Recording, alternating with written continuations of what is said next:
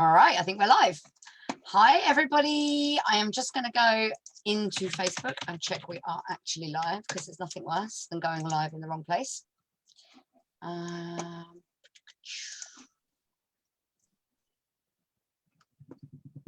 Are we on? Are we on? Yes, we're on. Okay. Hi, everybody. We're back again for another interview. I, again, am Donna, in case you can't remember, and I am one of the admin for the Butterfly Wishes. And today we have got with us Glynis Bland from Glynis Bland Photography. Hi, Glynis. Hi there. So we're going to do our usual format, ask you a few questions. I'll stop swiveling on my chair because it looks probably quite annoying on the screen. So Glynis, introduce yourself and tell us a little bit about your personal life and where in the country are you? What's your life like? Tell us. Oh, my life might just sound like UPS is arriving. I hope not. Brilliant. I'm waiting for a camera to come back. So Glynis Bland, I live in the Lake District in Cumbria. Beautiful area, a bit busy at the moment, but that's fine, we can cope with that. Personal life, right, I left, it is UPS, you're not going to believe this. Go on, go grab it, go grab it. I'll entertain everybody, I can do a little dance. Thank you. Oh, he's gone. Oh, that wasn't too bad. Your front door's, I love that your front door's right there, like that's like, come in. Brilliant. I live in a tiny little cottage with my husband and my dog. My dog is Miss Ziggy Stardust. We had another black Labrador last year who we'd lost, and this year I actually had to put my horse to sleep. So I'm missing my horse dreadfully. So it's just one of those things. I've had horses for 30 years, so it's a bit of a shock. Yeah. Cumbria, this is really difficult. Sorry guys, this is really, really difficult to talk about myself, but it's not often I do this. Yeah, and it sounds like you've gone through quite a lot as well. I mean, like everyone's going through so much at the moment. Everyone's suffering with a lot of losses, and it's a very tough time for everybody. And that's really sad that you've lost your. Right. So I said my husband, my dog, my son actually lives in New Zealand. I last saw him in 2015, so that's quite a long time ago. Hopefully we'll be able to get out and see him again soon. Hopefully. We chat quite a lot on the phone, which is great, and we obviously with Facebook and social media is absolutely brilliant, so that's great. Do you want me to talk about my photography now, or is it about personal stuff? Yeah, so well, no, let's go into your, so how did you get into photography? What got you started? What made you pick up a camera? Okay, we love it, she's all prepared. Okay, is that you? That was me, 6 years of age. Can you show us again so we can see it again? I'll test for your viewers is whereabouts was it actually taken? So yeah, well, I mean, it looks like the UK. Oh yeah, it's UK. Maybe where you are now, Lake District? Yes. It's actually, it was taken on Ullswater. Which is obviously fabulous lake. So who took that picture then? My dad took that picture. My dad was a keen photographer, which is great. So I've photography since the age of 6. Masses and masses of photograph albums. Used to go on holiday with and come back with 14 films and have to develop them. So from that, I then worked full time for 30 years with a financial institution, which I left in 2007. And the reason I left in 2007 is I might get a bit weepy now. I wasn't well. So 2007 I left, and then that I did sort of 18 months it took me to get myself better again. So I'm fine again now. And then I was asked to do an exhibition of my photography. No intention of actually running a business or doing it as like that. So I did an exhibition, it was amazing, 120 people turned up to it. Wow. Fabulous, absolutely brilliant. And then people said to me, why don't you start taking pictures for people? So that's what I do. I take pictures of people. I got like slightly fallen and slightly pushed into it. What a lovely story though. That's an amazing story, and very similar. Like my story getting into photography was the same. My dad was a very keen photographer, and same like you. We used to come back off a holiday with loads of films, and he'd go off developing, and you know, the albums, and they still got all the albums, and it's lovely to look back over. Yeah, my father died 20 years ago. I actually have got all his slides and all his everything upstairs, and I keep saying every winter I'm actually going to do something with them. I have done the one obviously with me, but that is my project for a winter. Yeah. Yeah, I'm So surprised you didn't get it done over lockdown, to be fair. Like everyone was. Well, it was different here because I still had my horse and we could still go up to the fields because we've got some land, and we spent a lot of time up there during lockdown because we had to walk both dogs and sort the horse. So yeah, no, I never got it done during lockdown. So fair enough. All right. So you told us about how you got into photography and like and a little bit about your business. So tell us about your business now. How long have you been going? What's your passion in your business? Tell us everything about it. Well, my business is families. I loved family photo shoots because they are very important to me. Obviously, family photographs and things are such amazing memories. So that's the route that I actually went down. I went through the wedding scenario. I think 5 years I did weddings, and I've actually got a wedding next weekend, which is a bit scary, but it's fine. We'll cope with it. Not with 200 odd people, but we'll cope with it. It's not a problem. And my photography is very relaxed. It's not very planned. Probably I'm not even really planned for this meeting because I just like things to flow naturally. So when we do photo shoots here, we go off for a walk, we go into my woodland, we go to a client's favourite place. Last Saturday I was up at Haweswater at 7 o'clock in the morning with a single dad and his 2 children, and we had an amazing time just walking on the fells. That's my photography. It is about the environment. I'm into trees. I love the trees. I love all the aspects of it. But there is the other side of me who does actually like the dressing up side. And I have done a lot of girl fashion shoots, so to speak, fashion shoots. I have girls who, I call them my personal projects. And we've done Dave's Day, we've done all sorts of stuff. And we get people to actually come along and have a bit of fun. 2020, we were supposed to do a dance shoot with all the 5 little girls doing dancing in a village hall and them all dressed up and that sort of thing. I've also done a amazing project called 100 to 1. I'll show you the thing there, 100 to 1. We did a book. Oh, wow. 2019, I think it was 2008. No, it wasn't. I'm getting my dates confused now. 2014, I actually I wanted to raise some funds for 3 charities, but also for a little boy who's had a heart operation. So it was for little Stanley, and we actually did a massive fundraising where it was supposed to be on 100 people, but I ended up photographing 250 people. Wow. And it was the stories behind those people as well. And what we asked for was, I can't imagine life without. And that's what they put in the books when you actually open up the book. Let me just find it with all the children. What they couldn't imagine life without on this side. So we did a great big event. We actually got a celebrity who I had connections with, and we did a great big backdrop. We filled it with everybody's pictures in, and we hid the celebrity in the picture. And we asked people to actually pay £5 to find that, and they won a laptop. We raised £4,500 in the end for Macmillan, Bay Search and Rescue, and Alder Hay. And the main thing was for Alder Hay. Yeah. I was just flicking through the book now, and a lot of these people now aren't here, which is quite sad. But I would like to revisit, but it is a massive project. So my thought is to revisit at some point. That leads on to other things. What an achievement, isn't it, though? What an achievement that you've done, and that you've put that together, and you did all. It's amazing. Like, I had amazing help from some amazing people as well, and everybody who we got into the local paper in Liverpool, because obviously it was Alder Hay. And one day I set off at the far end of Preston, and went right up the middle of Preston, photographing in all the old folks' homes on the way up for all the 100-year-olds and 99-year-olds. And I spent half a day doing that, just driving one road. Wow. But the stories that I got were amazing. I love stories. Yeah. I can imagine, yeah. Wow. So that's where my photography is at the moment, because of lockdown and things like that. I've pulled back quite a bit. How can I describe it?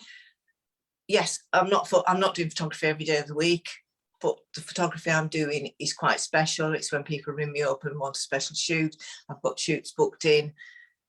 And then this might allow me to actually get back to the personal projects, the little girls' dance shoots, plus revisiting 100 to 1. I also want to do something with a local charity with children and their pets. So that's in my head at the moment. I get all these ideas in my head. So that's waiting for them to get the venue. They're getting a new building, and then to work with children and their pets and how their pets have actually helped them through lockdown. Amazing. And what we're going through at the moment. Yeah, that would be an amazing project, wouldn't it? I'd love to see that. That'd be brilliant. Yeah. So the photography for me is now at a point where it's not racing around the countryside, which I've done, taking lots and lots of pictures of lots and lots of people. It's about the quality being my hobby, being my passion.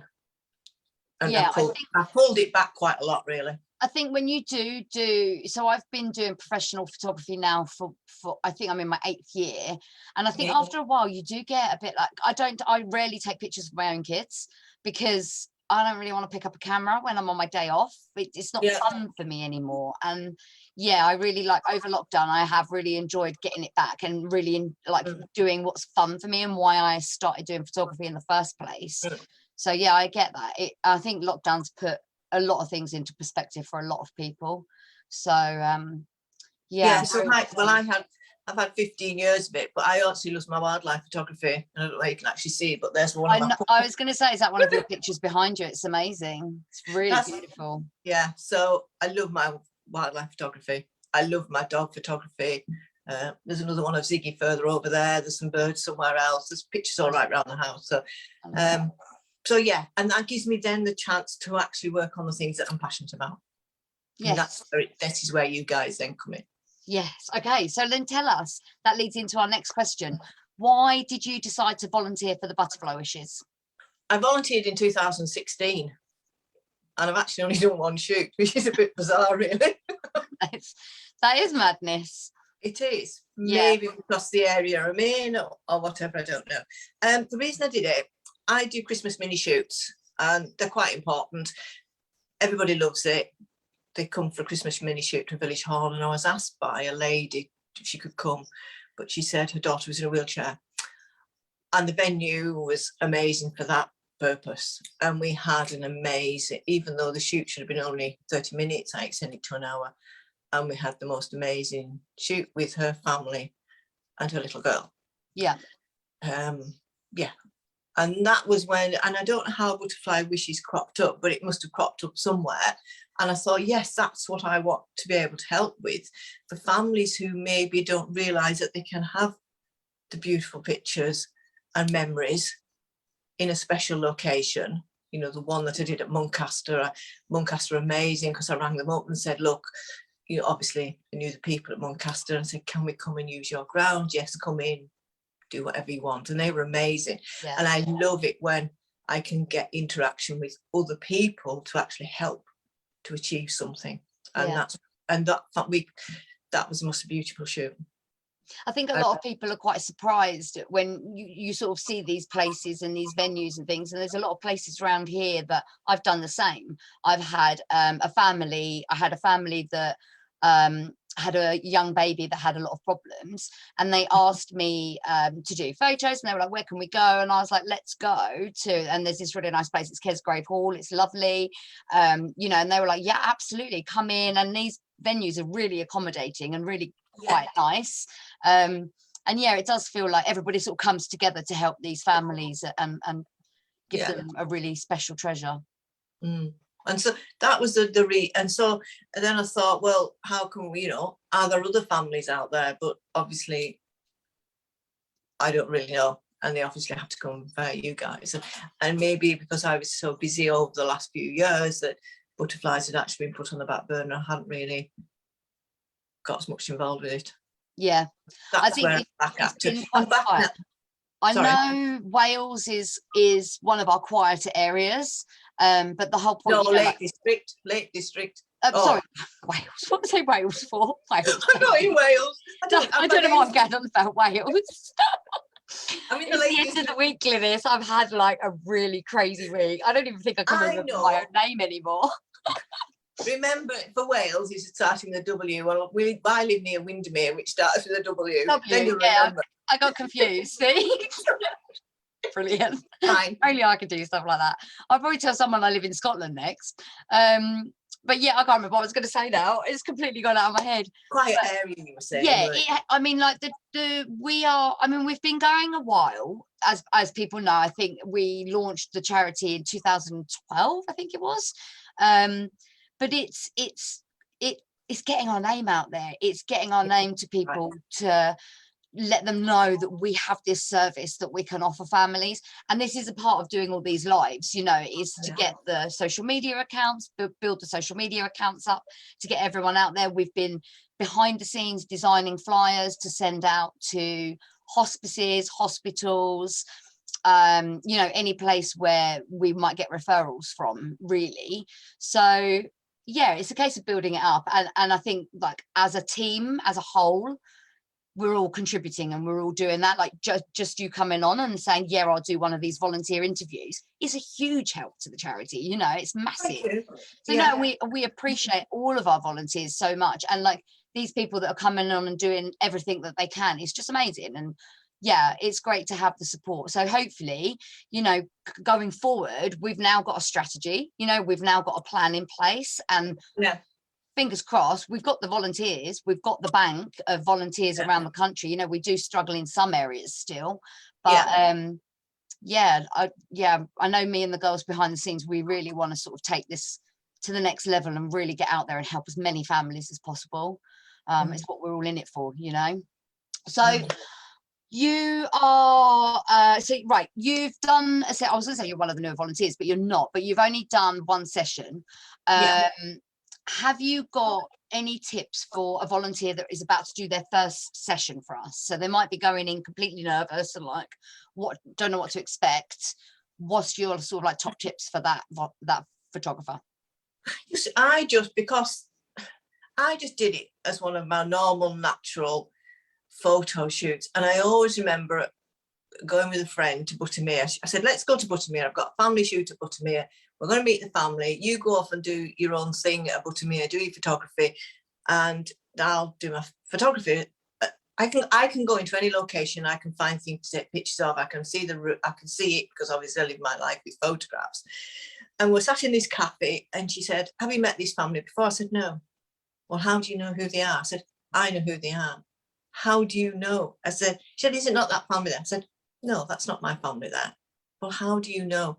I said, I can't describe how I know, but I know. I went out into the car park, my family drove in, I knew exactly who they were when they drove in. So that happens to me all the time, because I actually never meet people usually before, because they've come from Penrith, they've come from, you know, like the Muncaster one, they were over on the west coast. For me, it's like an hour and a half drive away. I've never met them, but chatted on the phone, you know, a quick look on Facebook to sort of recognise them. But it's when they drive into that car park that you actually know who they are. They are actually looking for reassurance from you, and you wave and you smile and you relax, and they just go. And that is the biggest tip I can give you, is be confident in what you do, which is what you are, but make them not as nervous, because they are more nervous than you are. Yeah, I agree. I agree. They probably feel more nervous. You know, I did the shoot last weekend, and the guy said, I've never done this before. My niece, a couple of weekends ago, I've never had photographs with my family like this before. I was so nervous. Yeah. But we're just going for a walk, we're having a good time. And what I usually do is I actually do a little quick recce, get there early, little quick recce. I'm in my head virtually where I want to be, but the family dictate what you do. And I think that's really good. And don't get bogged down by the technical stuff, whatever. They don't understand the technical stuff. They just want beautiful pictures. You know, I think that's a really big thing. I think, like, whilst, you know, we as photographers, we spend all this money on having really expensive equipment, like our lighting, and we work on these things. And then when you do deliver these photographs to families, they really do not see any of the technical stuff that we see. I think that's a really key thing for volunteers to remember, is they don't see it. Well, I also think they actually don't see what I see. So when I did the shoot for butterflies, there was a beautiful area with the bluebells, and I showed my husband that picture on the camera. Oh, don't like that. Then when And then when I actually showed him on the screen exactly what it looked like and my vision of it, and it was just stunning. Yeah. Because he doesn't, you know, like a lot of people, if you show them on camera, they don't actually see what we see. Yeah, agree. Be confident in what you see and what you've got in your head. And the biggest thing is empathy. Look at the family, look at their faces, look at how they make you feel. Are they feeling a bit nervous? Are they feeling, but give them that confidence, because they're actually looking for you, because they are nervous. They're more nervous than we are, I think. Yeah, definitely. Does that make sense? Yes, absolutely. No, I think that's brilliant advice. Thank you, Glynis. It's been amazing. Yeah. All right, well, that wraps up our interview for today. We did run a little bit late, didn't we? We had some technical issues with Zoom. Yeah, It was saying I was already logged in, and I was like, I'm not logged in, I promise. I couldn't figure out what was going on. But we got there in the end, and we really appreciate you coming along and having a chat with us.